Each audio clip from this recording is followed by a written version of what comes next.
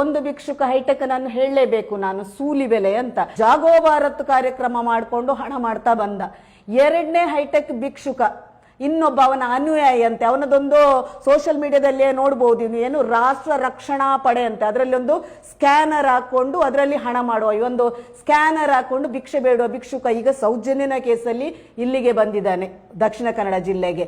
ಮೂರನೇವ ಇಲ್ಲೇ ಇದ್ದವ, ಒಮ್ಮೆ ನಿಂತಿತ್ತು ಅವನದ್ದು ಸಂಶೋಧನೆ, ಈಗ ಗಿಳಿಯಾರ್ ಇನ್ನೊಮ್ಮೆ ಬಂದಿದ್ದಾನೆ, ಇವನು ಒಂದು ಸೌಜನ್ಯ ಪ್ರಕರಣದಲ್ಲಿ ಹೈಟೆಕ್ ಭಿಕ್ಷುಕ. ಯಾಕೆಂದ್ರೆ ಮೊದಲು ಕಾವ್ಯ ಪೂಜಾರಿ ಕೇಸಲ್ಲಿ ಆ ಒಂದು ಆಳ್ವಾಸ್ ಕಾಲೇಜಿನ ಪರ ನಿಂತು ಆ ಹುಡುಗಿಗೆ ನ್ಯಾಯ ಕೊಡಿಸದೆ ಅಲ್ಲಿ ಸಹ ಹಣ ಮಾಡಿದವ. ಇವನದು ಕೇಸ್ ಗೊತ್ತಿರಬೇಕು, 2013ರಲ್ಲಿ. ಇವತ್ತು ನಾನು ದಾಖಲೆ ತಗೊಂಡೆ ಸ್ಟೇಷನ್ ಇಂದಲೇ. ಇವೊಂದು DJ ಹಳ್ಳಿಯಲ್ಲಿ ಇವನು ವೇಶ್ಯಾವಾಟಿಕೆ ದಂಧೆ ಮಾಡಲಿ ಸಿಕ್ಕಿ ಬಿದ್ದವ. ನಾನು ಹೇಳುದಲ್ಲ, ದಾಖಲೆ ಇಟ್ಕೊಂಡು ಮಾತಾಡುದು, ನಾನು ದಾಖಲೆ ಆಗ್ತೇನೆ ನಾನು ಇವನದು.